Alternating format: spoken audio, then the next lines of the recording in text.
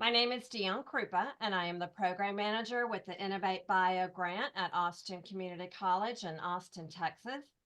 Innovate Bio is a national advanced technological education center focused on biotechnology. Both Innovate Bio and this series of talks are funded by the National Science Foundation.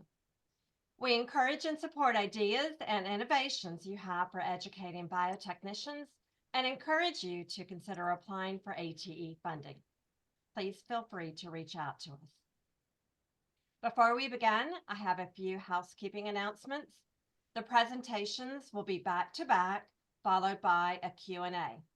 Please feel free to use the chat box to jot down questions, or you can wait until after the end of both of the presentations. Additional information on these ATE projects are located on the innovatebio.org website, which we will put in the chat. And lastly, we respectfully ask for you to complete a survey at the end of the presentations, which will help us in planning future events. It is with great pleasure that I introduce our first ATE talk speaker, Dr. Savita Prabhakar with Frederick Community College. The ATE project is building the cell therapy and flow cytometry workforce.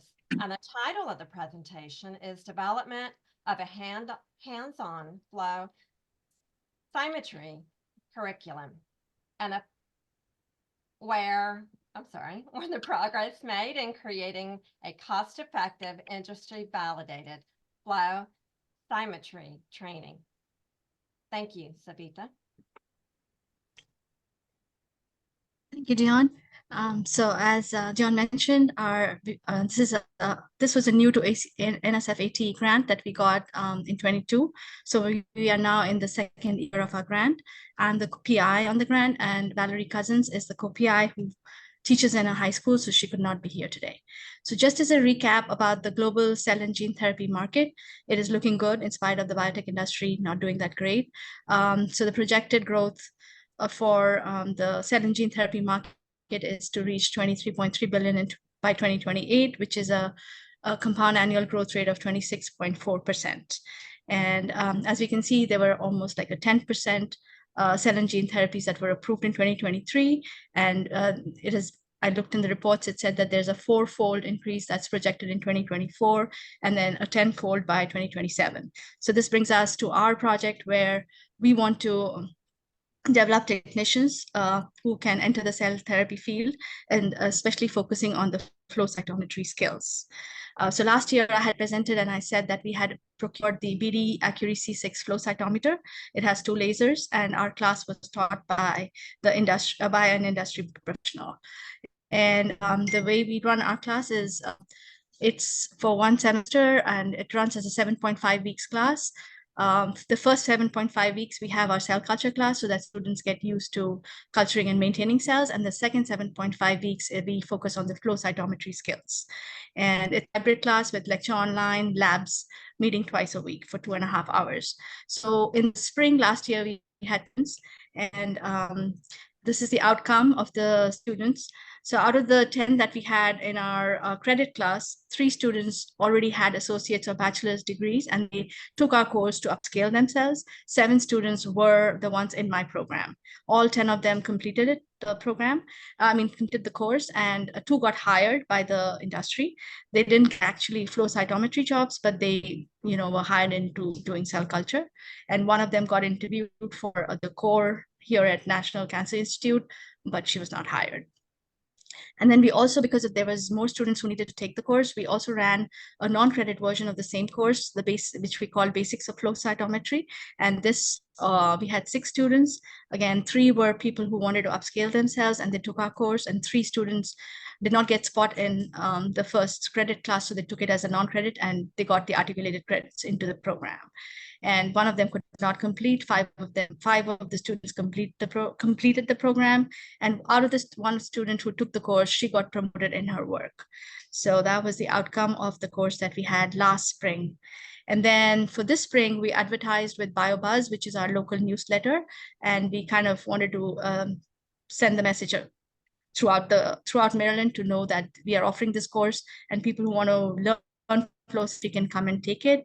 And then so this spring, our class is running. This is the last week, and we have 17 students in the class, and out of 17, 14 are my own students in the program. 3 are from the industry who are taking the course to upscale themselves. And since we have 17 students, we have 2 lab sections. Again, it's a hybrid course. Brian teaches the lecture part for all 17, and the labs we have split into 2 sections. And we have improved the labs this semester based on the feedback we got last semester. Is the students were given the cells, they didn't have to culture the cells themselves. So we basically work with Jurkat cells, which are T cells. So the instructors count the cells, get them ready, and hand it out to the students, and they just start with the staining step so that it saves them time and allows them to focus more on the procedure for staining the sample, as well as acquiring it on the machine and analyzing it. And we also got feedback saying that we need more time for analysis. So this time, Brian has a split, like after 3 labs, we spent 1 whole week on the analysis. And then again, at the end, students will sit down with the FlowJo and analyze all their results and submit it. So this is how the FlowJo software looks. I just thought I'll put it in. So students learn how to use it, load their own results, and then get the layouts and submit it as for their grade. And so this semester, we also were able to acquire the BD fax Canto donation. We got it from Lonza. They gave it to us. It was not in a working condition. It was all dried up from inside. So we spent our grant money to get it updated. Get the engineer here, and he looked at the machine, got it up and running. We also had to buy the FaxDiva software, which we again got from the grant. But this enables us to kind of offer 2 flow cytometers in the class. This is more like the clinical flow cytometer that's used in the industry. So they learn how to work with the sheath fluid, and there's more maintenance involved in this machine. So we introduced that in this semester. Along with that, we developed the SOPs and batch records for all the 7 labs that we teach in the class, and that's been shared with Maggie's NBC Square site. And we also published a paper with Journal of Advanced Technological Education, JETE. Sandy is our mentor, and this paper was published so that anybody who wants to replicate our experiments or use our protocols could do it. And this is just an example of one of the results we got last semester, where we had done a GFP titration, increasing the MOI. We should see an increase in the number of cells that were expressing GFP gene. This was in HEK cells. And similarly, we also did a multicolor 4-color staining with Jurkat cells, where we looked at the CD3, CD4, CD8, and CD45. CD45 receptor. And so students, learn how to do multicolor. So we took them step by step and taught them all the steps. So this just shows you how the cells were acquired. This is singlets. This shows you that the T cells have CD3 marker. Again, this is CD4, again, CD8. So the T cells do not express CD8, so we don't see any cells here in this quadrant, whereas we see some slight staining with CD4, and then CD45 is not expressed. So that's just an example of the results that we got last semester, and this is what we put in our paper. And we also have shared the 2 protocols, the 2 experiments, that is GFP titration, as well as our multicolor staining with the ATE Central site. And all other protocols can be found at Maggie's site. And the other thing that happened this semester was UMBC, which is University of Maryland, Baltimore College. They have offered to put our course as a prerequisite. In the summer, they are offering like a staggered step up course. And so that our students who have taken our course can go there, or their students can come here and take our course and then take their course. So it prepares them better for the industry. And so the other goal that we had was to increase enrollment of traditional and non-traditional students in our program. And so this is just to show you that in the first year of our grant, we did double our enrollments, and we so that we kind of achieved what we want. But from fall 2022 to 23, there has only been a slight increase because our students graduated, and we also had new admits. And we did increase the diversity in our program. And so it increased from So the African Black student population from 11% in 21 to 34% in fall 23. Asian students increased to 8%, and first generation students increased to 5%. So we are kind of working on increasing the diversity in our program, as well as enrolling more high school students. So in order to do, one of the steps is they're thinking of doing a teachers training, and BABEC is doing it for us. And this way we're going to train teachers to talk more, introduce biotech modules in their classes, so that high school students can know about that this program exists here in Frederick, and then they can come into our program. And I would, any questions? Thank you.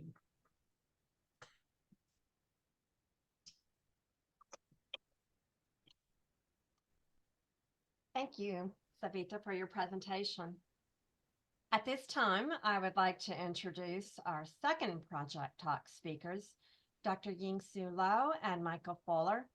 The ATE project is work-based biotechnology education from high school to community college, and the title of the presentation is Engaging High School Students Through Work-Based Learning as Part of a Biotechnology Pathway. They will discuss working with local high schools to spark the interest of high school students in biotechnology. Welcome. Thanks, Dion. And Michael, can you share your slides? And we planned this, right, Savita? That you guys would go first, and then maybe Yeah. No, not I wanted really. to give you, yeah, the stage. Yes. So our whole high school training in Frederick just came about recently, actually. So this is a really nice way to do that. So again, our project talk is engaging high school students through work-based learning as part of a biotechnology pathway. We're going to talk a little bit more and concentrate about on a high school case. So I'm Ying-Su Lo, and I have my colleague here, Michael Fuller. Next slide. And people always have the acknowledgement at the end. I just wanted to acknowledge some people here because this was a transfer grant from City College of San Francisco, and due to some the college having problems a little bit and loss of faculty, this eventually came to BABEC, and we are very grateful for this.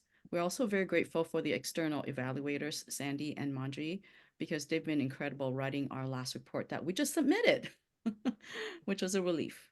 But anyway, I didn't thank Goli Afshar and Karen Zimmerman, but they are amazing to have written the grant, and so we were able to take it and move it to our location as a primary, and then work with Skyline College. Next slide. So I know all of you out there are not showing your faces, so I hope you're listening, because I have a question for you. Write on the chat and answer this question. On a scale from 1 to 5, 5 being most important, how important is recruiting high school students to your biotechnology program? So just put it on this chat, and this way I know that you're paying attention right now.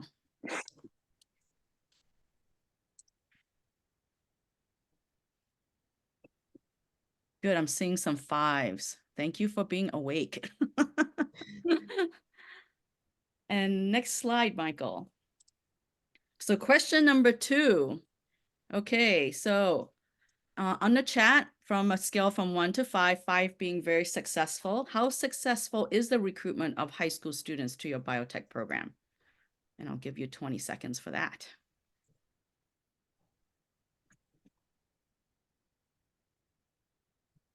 Oh, and then I'm seeing more 1s and 2.5s. Okay, and some 3s. So next slide, Michael. And some of you, okay, your last chance to wake up. Question number 3. Write on the chat and answer this question. I know how and where to recruit students to my biotech program. And you can answer however you want. You can be a yes and a no, or unsure, or any answer will do.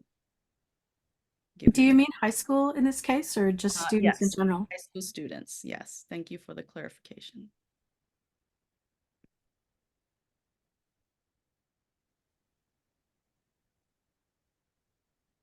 Okay, so I hope that you guys are all sufficiently awake, because the next part will be more detailed.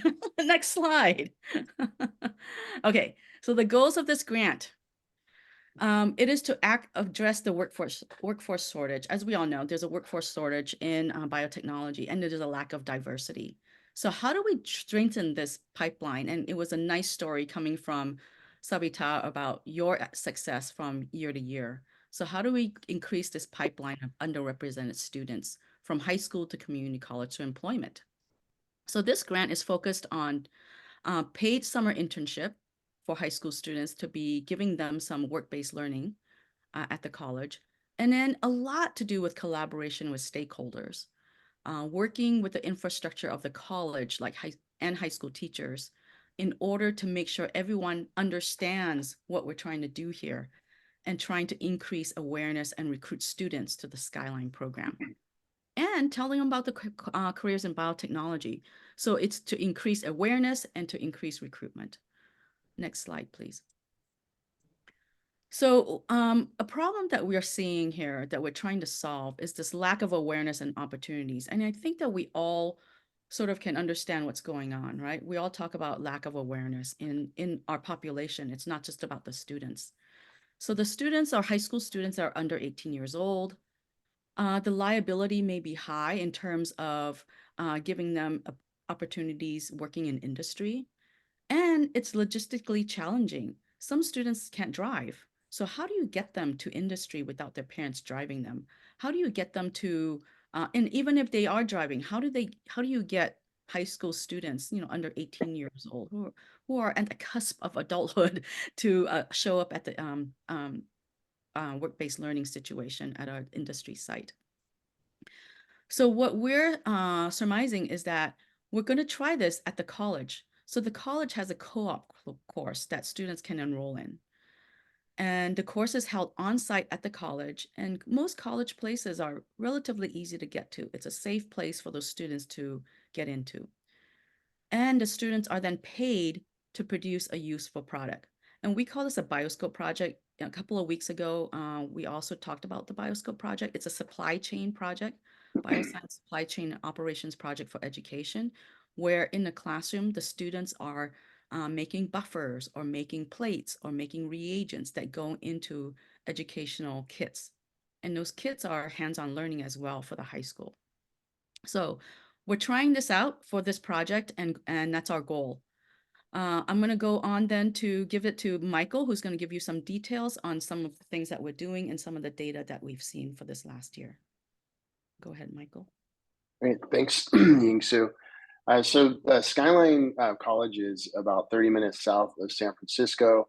And so in terms of which students, I saw in the chat that most folks put down, we know which high schools that we would want to work with to get to come to our program. So in our case at Skyline, we have over 1,000 students that are taking dual enrollment biotechnology classes. So they're earning high school credit and they're admitted students to Skyline in order to take the class. And you can see here the red dots indicate some of the high schools that are participating in this. So in terms of engaging those students for this summer co-op experience, we have some hurdles just in terms of when students are thinking about Skyline College. We've surveyed students in those courses, and about 70% of them indicate that they're going directly to a four-year school. So we've got a sliver of students that may continue on to community college. Even though the students are taking dual enrollments, biotechnology, it was clear that they didn't have a good understanding of the biotech options at Skyline. And then as you can see, practically speaking here, some of these schools are just not very close to the college campus. There's actually a couple of different community colleges in between. These students are less likely to continue to Skyline. For our approach, we wanted to target schools that were closest in proximity to the college, which makes sense, but also had a significant underrepresented minority population. This is defined here in terms of the students we are working with. So for those schools, we reached out to the teachers to go directly into student classrooms. And we did a short, about a 15-minute micropipetting lab with them and then focused on using this tube graphic to talk about our program at Skyline. And here's the graphic we created. And I think the important point here for us when we're sharing with students is to talk about choice. I think students want to hear that they're going to have options when they're coming to our campus. And so, as you can see here, the purple line is kind of our typical AS degree, earning, in this case, a biomanufacturing technical certificate. And after 2 years, you can take your skills and go into industry. But we want to share other options. And here in California, we have kind of a newish option, which is we're up to 4 different community colleges now that actually offer a 4-year Bachelor's of Science degree in biomanufacturing. So they can transfer from Skyline to complete that degree here. Now, most high school students, I worked in high schools for 20 years. So in my experience, if they're going to community college, their first thing they're thinking of is transferring to a 4-year school. And so it's important for us, we think, to signal that you can be trying on biotechnology in your first year at Skyline, and it could be a part of any one of these options, including a transfer option. And so that is something that we want to signal to the counselors we're working and with parents as well. So just in terms of the tube graphic itself, you can make a copy of this, by the way, and we'll probably be doing this for our summer boot camp in Maryland with Frederick's. We'll try and figure out what this might look like for your own campus.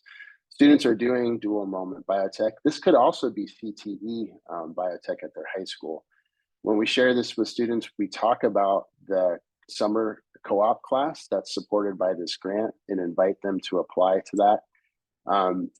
And I think, again, the point is, I think we often, when we talk about pathways, we often only give the students one choice, that it's this AS degree and biomanufacturing certificate, and that's it. And I think we're missing out if we don't talk more about giving students and families choice in terms of their experience at our community colleges. In particular, there are lots, when we're talking about diversifying our students in biotech, there are a lot of communities that don't necessarily want to hear or are nervous about us saying, don't get a 4-year degree, just get this 2-year degree. I think it's important to offer them expanded choices as well. So we shared with students, hey, this is what my first year could look like at Skyline. And it does include courses in our pathway, but it also includes courses that can work towards that AA or this transfer or either one of these transfer options. And kids get excited in high school when they start to think of themselves like, hey, that's what I could be taking in college. We share with them a little more information about each one of these pathways and the relative costs, at least with regards to tuition for their options. And then we invite them to the summer course. And you can see we haven't shared too much about what we actually do in this summer course. So we teach them good manufacturing practices and how to work with an SOP. In this case, they're doing plasmid preps for a specific plasmid we use in transformations at the college, but we also distribute that plasmid to local high schools. Practically speaking, the class meets Monday through Thursday for 2 weeks for most of the day. And then on Fridays, we meet remotely. And on Fridays, we have them do some career exploration and have some folks come in and talk about their experience working in biotech. And this year, we're trying to incorporate more of a counselor element into it as we're thinking more and more about matriculation after graduation. So last year, we had a big jump after doing that, our outreach to those targeted schools. From 6 applications to 76 compared to the first year. 71% of the students self-identified as underrepresented minorities. And again, we had some success using this bioscope model, teaching students the skills to make a product, to get paid for it. And I think that's an important thing to point out. I think when we're talking about student populations who are unsure if they want to go into biotech or unsure about what it is, you can bring value to something very quickly if they see, oh, if I am doing this and learning a skill and making something and getting paid for it, maybe it brings value immediately to that. So of those 21 students, only 5 of them were seniors. So our focus for the remainder of the grant is to figure out how we can get those students to continue on to Skyline and continue taking biotechnology. So you see here on the right, these are the courses for our AA and our biomanufacturing technician certificate. And so that's the next step. How do we get them after high school to continue on here? So in our initial conversations with counselors, they're hyper-focused, and the whole college is, in this example, on transferring to a 4-year school, which I understand. You'll notice this bullet point is the same as we had for students. Many of the counselors weren't super familiar with the biotech options at Skyline. So we're probably not likely to recommend these courses. And then lastly, articulation of these courses with 4-year universities in California, University of California and CSU is, I'm going to say, messy. Some of these classes transfer to UC, some of them transfer to CSU, and so it gets pretty murky pretty quickly in terms of students trying to figure that out, including counselors. So our strategy was I borrowed from Andrea Denman, who I talked with quite a bit, who's at faculty at Santa Monica College, and she did a lunch and learn where she invited her counselors to learn about biotech, but also to do a little bit. And I loved this part, which I did also with some of our counselors at Skyline, is counselors themselves may also not feel welcome in a science lab or comfortable, and so we had them do a quick DNA extraction from fruit, which you're maybe familiar with, but they learned very quickly that they could do this, and that extracting DNA from something is a useful skill. And so that was kind of an entry point into then talking about careers in biotechnology, talking about our program, but really starting a dialogue with them about how might we get more of your students that you work with to consider this option. And in the second bullet point here, that's really what we want to be clear about. What are we asking our counselors to do in terms of scheduling students? They may not know right away where to start with all this big group here. And in terms of working with our students, the same sort of direction. So this is a slide that we show with students and with our counselors, right? This, for dual enrollment students, this is a sequence that they might take in high school. You'll see we have some micro badges here we are trying to incorporate now into our classes. So here's the courses they might take junior and senior year. This is the summer co-op that's supported by this grant. Where do we go from there? So this is the intentional part with counselors and students. We're recommending they take this course here because the counselor said the default is it has to be UC transferable for them really to put it on the student schedule. And this biotech class meets that threshold. Some of the students may have taken this in high school, and so we recommend this one paired with a 1-unit class. That's kind of a continuation of the summer in semester 2 for a career exploration. And we're trying to bring back the pre-pandemic internship program we had at Skyline. And this is a thread we think is important when we're talking about pathways. So at the end of their first year at Skyline, having an internship, summer internship with an industry or research partner, I think is a big carrot for kids. I might try on biotech if at the end of my summer I get to do this year. So some learnings for us this year. There are a lot of different departments that need to come together to get a student canceled into one of our classes. So the STEM department is the home for all of those classes in our pathway, right? Including biology and chemistry and everything else. For dual enrollment at Skyline, that's all handled by this team here. And when we started working with counseling department, we realized, oh my goodness, there are so many different counselors for so many different things. And depending on who you're talking to at the time, it might be the right person to help the student get scheduled or not. And most recently, working with the outreach and recruitment department, they have, and at Skyline, have strong relationships with their school districts. So they are putting on events at the school, sometimes at Skyline, but those events are not always in conjunction with working with these people on this group. And so it's an opportunity for us to get out this message and to work with kids. And so if we're thinking about moving forward in the last year of the grant, we want to work with the strategic partnership team to create an engagement calendar for biotech. What does that look like? Who are our partners in that outreach so we can work collaboratively? We've worked closely with teachers and students at our target schools. We know there are events at those high schools that parents are at, and we want to do some more of this type of sharing with them. And then lastly, the grant sunsets this end of next year. We want this to be something the college can continue to do. As you can see, there's quite a bit of coordination and communication that has to happen. In order for Skyline to continue doing this, we want to create a plan of transfer of ownership of sort to make that happen.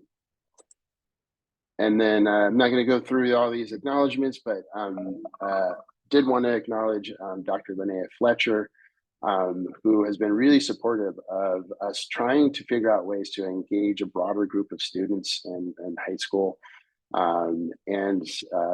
She's the principal investigator for Innovate Bio, who supported that initial development of the tube graphic. And so I will close with that. And thanks for letting me share.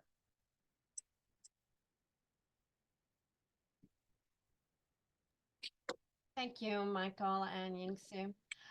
We have about 25 minutes for a Q&A, and I've noticed that there have been questions and comments in the chat box. If anyone wants to expand on that, or you can use your hand icon and ask any of the presenters questions. Savita? So I just wanted to know, like, how many students are in your dual enrollment class, and if they really take both the courses and then come to your summer, like what's the success rate of transfer and coming to the summer internship and then coming into your program? Yeah, so last summer we had 21 students. So I'll separate those questions. So the high schools, they have 3 years of biotech dual enrollment classes that they can offer. Typically, we're seeing them take the intro to biotech in 10th grade, and then the BTech 170, 171 class, which is focused on cell molecular biology, practical applications in labs. Then there's a third one that not many students take, which is more of an inquiry-based kind of a undergraduate research project, if I could say that. A lot of the kids take the first 2 classes in 10th and 11th grade, or 11th and 12th grade. We had 21 students in the first class in the summer. Only 5 of those were seniors. And only 2 of those continued on to Skyline from those 5. And neither of them are doing the biotech class right now. So we're reaching back to the students who were in 10th and 11th grade who took the course last year, who we hope are going to apply again this year. And that's really where we're hoping to see the growth is, can we get them to continue on into the program? It's not happening yet, to be clear. Yeah. The students are interested in what they're doing. sometimes you get students that just try it out and then they fizzle out, right? But the 21, I mean, you said you had 5, but were they engaged So in the class? I didn't, yeah. So Goli Afshar taught the class, who was, as Ying-Su said, was original PI on the grant. And so I think there was a high level engagement because of the transfer of the grant. Like our survey of the students and everything like that over the summer didn't happen. So, but yeah, I think it was a highly engaging experience for the kids, and they reported back that they enjoyed doing it. This year, Dr. Nick Cap is going to be teaching the course. And this year we put it closer to the end of the summer so that it's closer to the beginning of the fall semester, so that for students who are coming to Skyline, that's what we're really trying to capture, that it's kind of an easier transition than to finish the summer co-op and then start my fall semester. And we're trying to link in the counseling element with that as well. And that's challenging because then we have to get counselors to come work in the summer, and it happens all, it kind of triggers all these things. Sandy, you have a question? Yeah, I'm just trying to better understand something. So you have 1,000 students a year who are going through dual enrollment, and you had a year where you're able to recruit 21, and then a year where you're, or 6, I guess, and then a year where you're able to recruit 76. Yes. And Who applied, who filled out our interest form for the class. So okay, just to clarify on that, the 6 was pre-grant work. right. Oh, yeah, Okay. okay. No, I was just trying to understand what you did differently. That's all. Basically all the Yeah. grant. So I think, yeah, no, it's a good question. So of those 1,000 students, they are spread out over 7 schools. And so practically speaking, I was like, we need to focus, we have more intentional focus on this. And so we went to 3 schools and worked with 3 teachers. So we went to, I think it was 12 sections of classes. And last year, that was about a 45-minute, I think I did a little something with micropipettes with the kids, and then did some of the, definitely some of the tube graphic things. This year, I was thinking, practically speaking, like the lab part, 45 minutes, 12 sections, it's a lot. And so I went into classes for about 15 minutes. And we'll see if there's a difference actually in those 2 things. But yeah, that was the difference. Is we went to school sites, worked with teachers at 3 different schools, not all of them, and 12 groups of kids, 12 sections. So how many kids is that? About 100, and I think it was 150, 160. So about half of them, typically about half of them filled out the interest form for the course. But we also sent that interest form out to the other schools, even if we didn't go there. So that's why if you saw at the end, we had 5 different high schools represented. So we had those teachers, we told them, hey, share this opportunity with your students. And some of those students applied and participated. So you worked with 160 kids and you got 71 applying. Yeah, though that's not a direct number because the 71 that applied included those other schools that we pushed it out to. Yeah. Okay. So, yeah. Okay. No, I'm sorry. I'm just trying to understand the numbers. That's great. Sure. Thanks. Yeah. I don't know, to me, it's still very low, right? You're having 1,000 dual enrolled students and only a certain number. That's a really skinny pipeline then. It really funnels quite a bit. And then we're only able to take 20 to 22 students for the co-op because that's how much the money is, right? It's going to run out.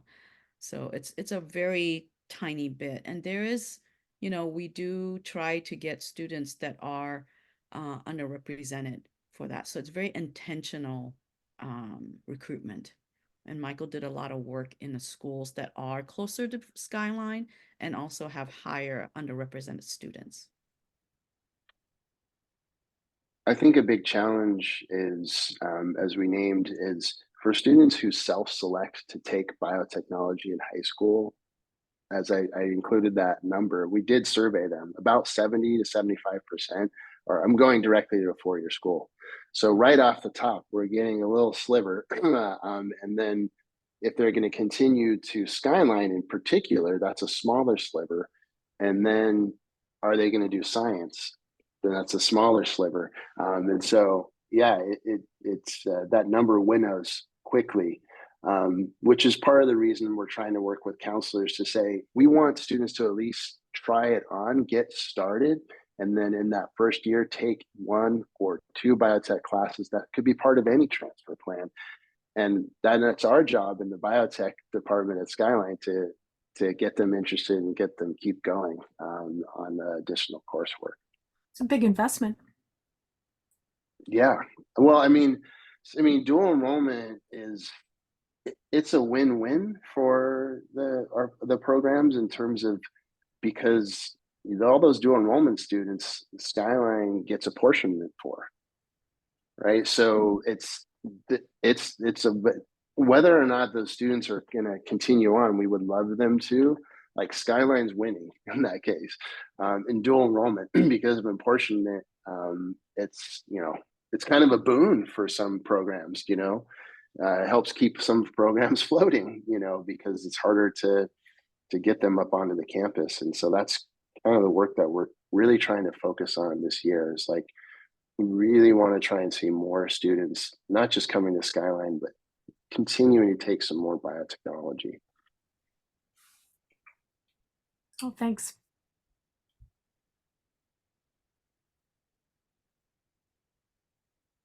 Jan made a comment about in the chat box about that many of the students focus on the four-year degrees instead of continuing with community colleges. And so I'm curious how many of the community colleges promote reverse transfers, so that if they do in fact leave the community college without a biotechnology degree, how many are promoting the reverse transfers where they can earn baccalaureate hours and then apply those hours to their community college hours and receive an associate's degree?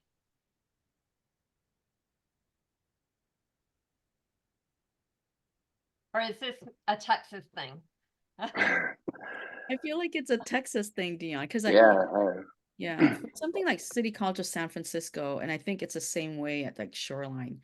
There's a high percentage of students that go back to their community college after their four-year degree, and they don't get any special, credits for that. They just have to go through the community college programs and then get Right. their associate as well. Yeah, after. well, they do that because, they already have a bachelor's degree, so they don't need to get an associate's on top of that. But they often do complete a certificate. Wouldn't you say, Jan? Many of them? Yeah, I'm not at Shoreline anymore, but 50% of Shoreline's biotech students already have a bachelor's degree, but they can't get a Mhm. job because they don't have any skills. Because you can get a biology degree and have practically zero lab experience. So that's definitely an issue. And the reverse transfer thing, I don't think that exists in Washington State. Well, I've never It's heard not. of It's it. not something anybody else. When people outside of Texas talk about reverse transfer, they talk about people with bachelor's degrees getting a certificate at a community college after their bachelor's degree. Well, that definitely happens. Yeah. I actually did that for my son, for one of my sons, but I didn't know that was available for my two older kids. And yeah, he had 30 hours of dual credit in high school that he got at the community college level.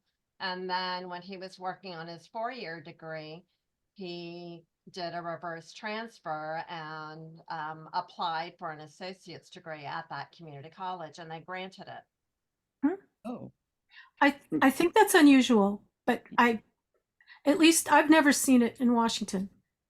But Texas, maybe. Different states have different rules sometimes, for sure. Yeah. Jan, to your point, when I was talking with high school students this last round this year, I brought that up with them in terms of you may do your 4-year degree in biology or biochemistry, and find yourself not having lab skills that you need in order to get a job. I mean, and that's and so the example, and we've been working with City College's CERN program, where the interns there are working at UCSF, and I've been working with them for a number of years now. All of them, almost not, most of them have bachelor's degrees, and they're just getting retraining. And so that's a great opportunity for those students. And when we're communicating to high school students, we're saying, well, even if you are going to transfer, pick up some of these key lab skills, because when you do go to UC Davis or film, you're going to have something that other students who want to work in the undergraduate lab, like you can come in and say, yeah, I know how to do SCS page, or I know how to, or whatever it might be. And so that is part of what we're communicating to students as well. Is that, picking up those valuable skills that our community college programs can teach.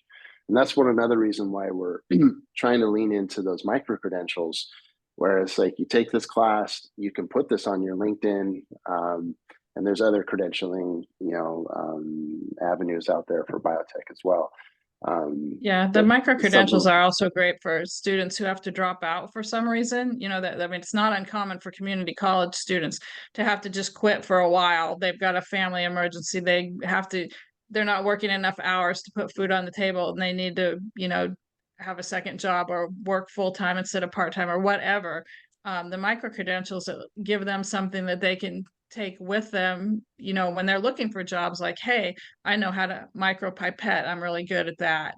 I'm also a fan of the base, but the base is like very broad. You have to have lots of skills to pass that. But the micro credentials give students an opportunity to show that they've learned specific skills along the way. And some of those skills might help them get a job in the field while they're trying to get back to a place where they can come back to community college and finish a credential or an associate's degree or something.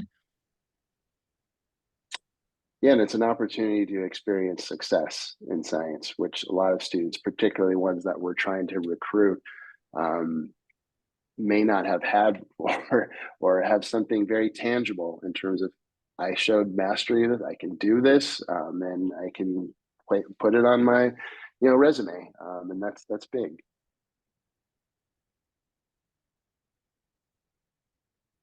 That's interesting. I think that's really interesting, Sandy, that the community colleges have post-bac certificates.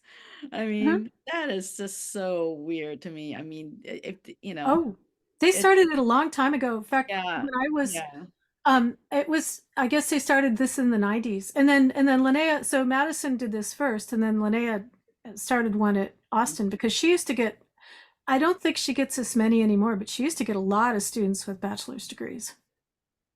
Yeah.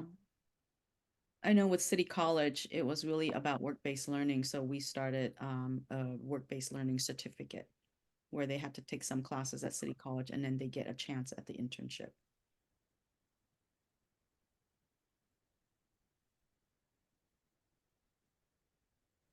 Yeah, I think the challenge with that one, Yingsu, was the number of classes they had to take before they got that chance. It was a fair amount for someone who's maybe also assignments. If you think about a high school student working on a transfer plan.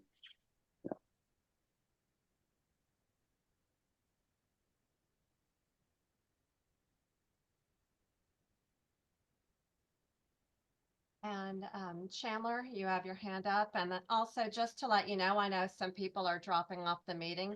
I put the link to the evaluation in the chat. So please complete that at your earliest convenience. Chandler?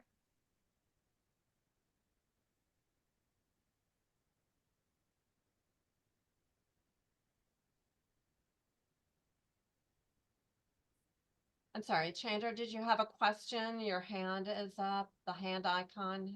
You're on mute right now.